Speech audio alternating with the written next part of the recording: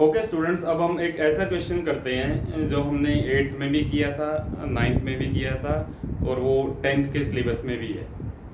And the question is find the probability of 53 Sundays in a non leap year and second a leap year. सबसे पहले हम first part करते हैं। हमको ये पता करना है कि एक नॉन लीप ईयर में 53 संडेज होने की क्या प्रोबेबिलिटी है। एक नॉन लीप ईयर में डेज कितने होते हैं? Days in a non leap year is equal to 365। एक नॉन लीप ईयर में 365 डेज होते हैं और ये हम सबको पता है कि एक वीक में एक संडे आता है। तो इस तरह अगर मैं ये कहूँ हमारे पास 20 वीक्स हैं तो उसमें कितने संडेज होंगे? 20 संडेज। तो सबसे पहला काम हम क्या करते हैं, हम 365 डेज में से सबसे पहले उतने दिन निकाल लेंगे जितने दिनों में कंप्लीट वीक्स बनते हैं। इसमें से कंप्लीट वीक्स निकालने के लिए हमको क्या करना पड़ेगा? हमको 365 को 7 से डिवाइड करना पड़ेगा। अगर आपको डायरेक्टली पता है कि 365 को 7 से डिवाइड करने पे कंप्लीट वीक्स आ जाएंगे तो आप डायरेक्टली कर सकते हैं। जिन बच्चों को इस कंसेप्ट को समझने में प्रॉब्लम होती है कि 365 को 7 से डिवाइड क्यों किया, वो रफली जो है यूनिटरी मेथड यूज कर सकते हैं। कैसे? देखो, 7 डेज में 1 वीक, 1 डे में 1/7 वीक, सो 365 डेज में कितने हो जाएंगे? 1/7 into 365, that is 365 divided by 7। तो अगर हम 365 को 7 से डिवाइड करते हैं, 7 5 जा 35, 6 minus 5 1, 5 as it is, 7 2 जा 14,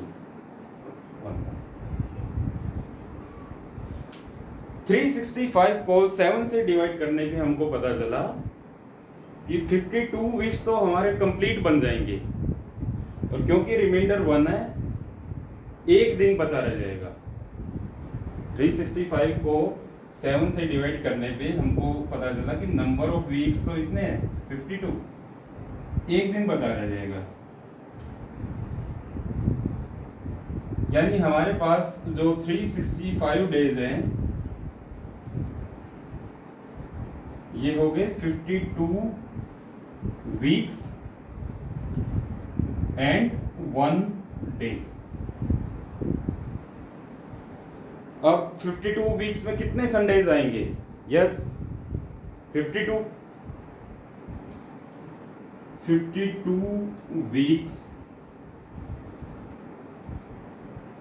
contain 52 Sundays.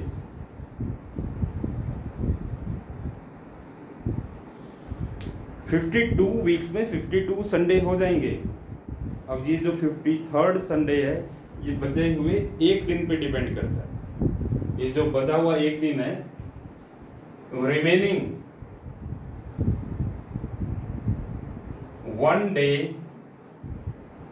Can be Sunday, Monday, Tuesday, Wednesday, Thursday, Friday और सैटरडे। जो बचा हुआ एक दिन है वो इन 7 में से कोई भी एक हो सकता है। इसका मतलब probability of 53 Sundays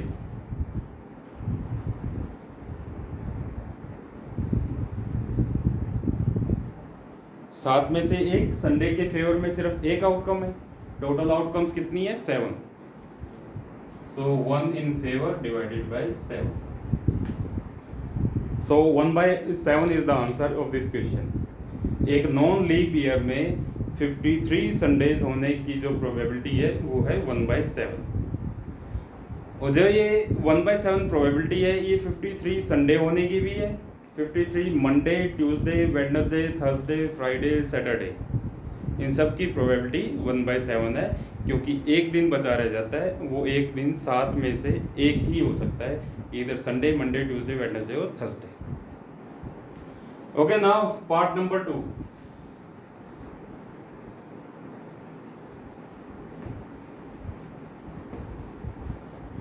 find the probability of 53 Sundays in a leap year. अब लीप ईयर में डेज कितने होते हैं? Days in a leap year, एक दिन ज्यादा, 366 डेज। अब अगेन 366 को 7 से डिवाइड करने पे हम कंप्लीट वीक्स निकाल लेंगे। कंप्लीट वीक्स 52 ही आएंगे और रिमाइंडर एक ज्यादा यानी 2 आएगा, तो ये हो जाएगा 366 days is equal to 52 weeks and 2 days. तो 52 संडेज तो इन 52 वीक्स में आ जाएंगे, लाइक दिस।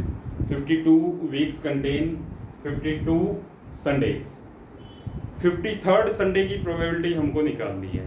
बचे हुए हैं 2 दिन। अब ये 2 दिन ऐसे तो हो नहीं सकते कि पहले संडे आए फिर उसके बाद ट्यूसडे आ जाए।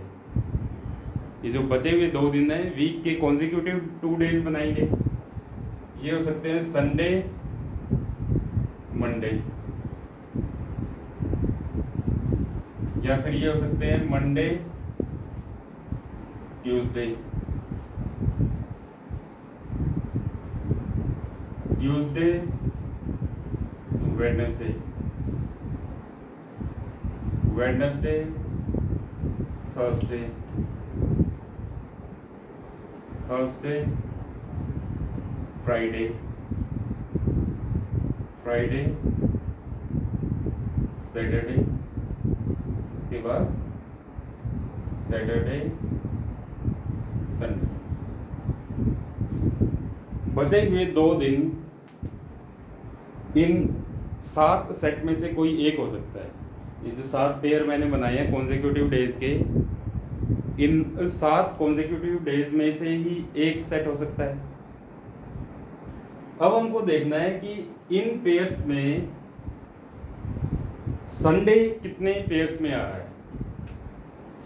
1, 2, यानी कि इन 7 आउटकम्स में से सिर्फ 2 ही आउटकम ऐसी हैं जो संडे के फेवर में है। इसका मतलब प्रोबेबिलिटी ऑफ 53 संडे क्या होगी? टोटल आउटकम्स है 7, फेवर में कितनी है? 1, 2। So this is the probability of 53 Sunday in a leap year.